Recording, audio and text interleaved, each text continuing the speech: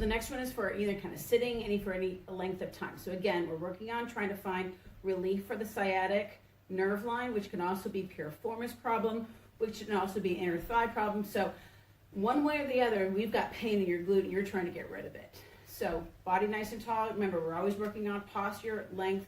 It's not about rounding. It's not about arching.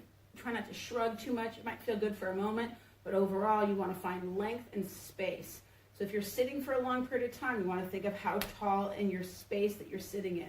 If you're sitting in a chair that you can press your elbows back into, so I'd have to move myself a little bit further back, but I can press my elbows and then reach back and allow myself to get tall and long in this position.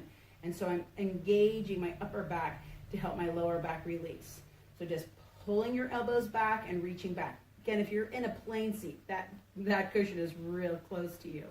If you're sitting in a regular chair, like maybe in a conference for a long period of time or in a bus or at your home or something like that, sit to the edge of the chair, get your heels underneath you, cross that right ankle over the left, and again, you're working on height and you're gonna tip forward. So from that forward position, you're gonna feel that nice deep stretch out of the outside of the hip. You can wiggle that leg. The key is what people do is they get into this flexion position. So you wanna maintain some height, some drawn in pressure, and then you can just wiggle that that opposite leg to give you some movement, as well as keeping some height, rotating, not pulling the pelvis.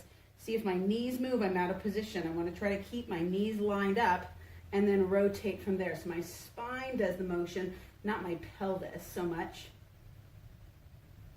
Then turn back to center, hold that position. You can do the same things to the other side.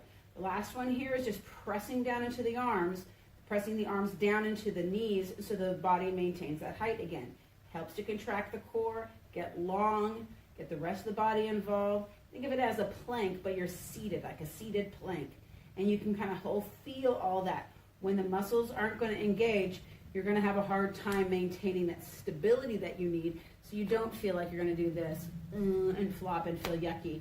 So work on that height. You could always work on that height, and then again, you can work on cross crawling, touching the opposite hand to the knee. You can work on rolling the shoulder, moving another joint to help a joint in need. Great way to go. And then roll those ankles on a regular basis. Don't let any one part of the body get too locked down into this seated pattern, or else you're going to find yourself in trouble. I hope this helps. I hope this added seated position can help with your sciatic, your glute, your hip, your hamstring, your lower back, your upper back. Have a great day.